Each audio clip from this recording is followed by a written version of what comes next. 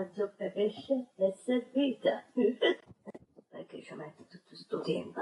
Forse non piace la zuppa e pesce. Quanti scende, mamma? Non vada di testo, signore. La ragazza è spaventata dalla sua massa di pelo. Ho pensato che grazie a che la zuccherella potrebbe spezzare all'incantesimo. Certo che ci ho pensato a un miscuagliata. Bene, a così ho infugato fiere e sarà patanella e tutte di facile creme patane. Ma non è così facile, Antonina. Ma Rosa si sta cominciando a chiedere pile. Ah, è tutto inutile. E sa così bene mentre so che non c'è sta merda.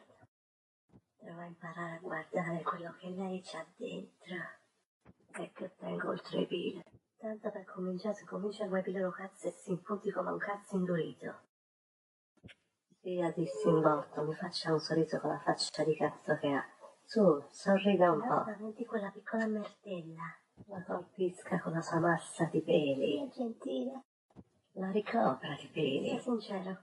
Ma soprattutto si ricotta un fuoco fiere. Allora, Jess. Buonasera, signore. Allora, arrostais. Chi? La ragazza. La ragazza ha detto che a posto la zuppa e pesce avrebbe preferito l'insalata e cice e quindi ha preferito non venire. No, la grande tocca. Andiamo al mio pesce assieme a me. La grassa.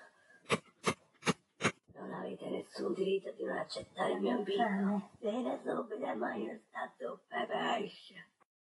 Mi scusi signore, ma credo che essa essere un poco più delicata, anzi no, niente zuppe e pesce. La prego, faccia come ha detto signor Tonino. Su, sta stronza fa difficile, sta che con gentilezza.